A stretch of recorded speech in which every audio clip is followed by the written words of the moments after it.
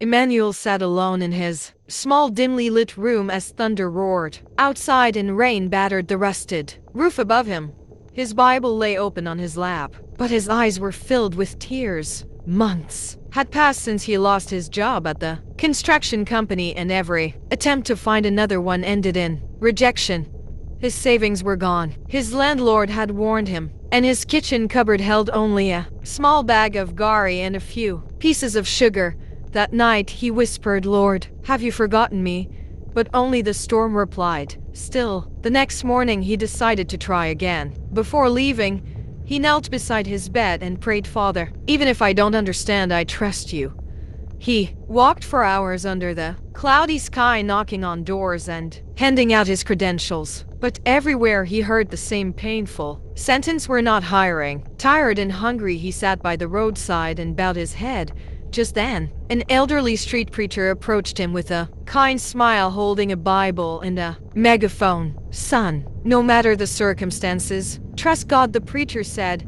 "Faith is not believing that God can, but believing that God will, even when you can't see how." The words touched Emmanuel deeply. The preacher gave him a pamphlet that read, "The darkest nights produce the brightest stars," and walked away. 2 days later, while Emmanuel sat quietly in his room, his old phone vibrated.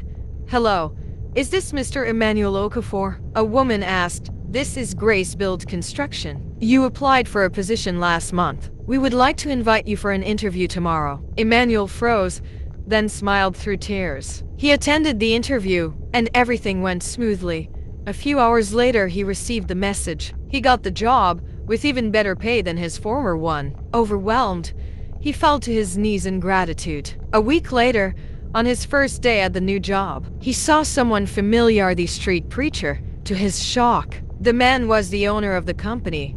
"Sir, you spoke to me on the road," Emmanuel said. The man laughed warmly. "God sent me there for a reason." Emmanuel felt tears rise again. As the preacher said, God is never late. Trust him, even in the storm. From that day onward, Emmanuel shared his testimony with others, telling everyone who struggled, "I know what it means to feel forgotten, but God will never abandon you. Hold on to him, and he will turn your sorrow into testimony." And every time he remembered his darkest night, he realized that God had been preparing his miracle all along. Please like, comment, and subscribe. Thank you.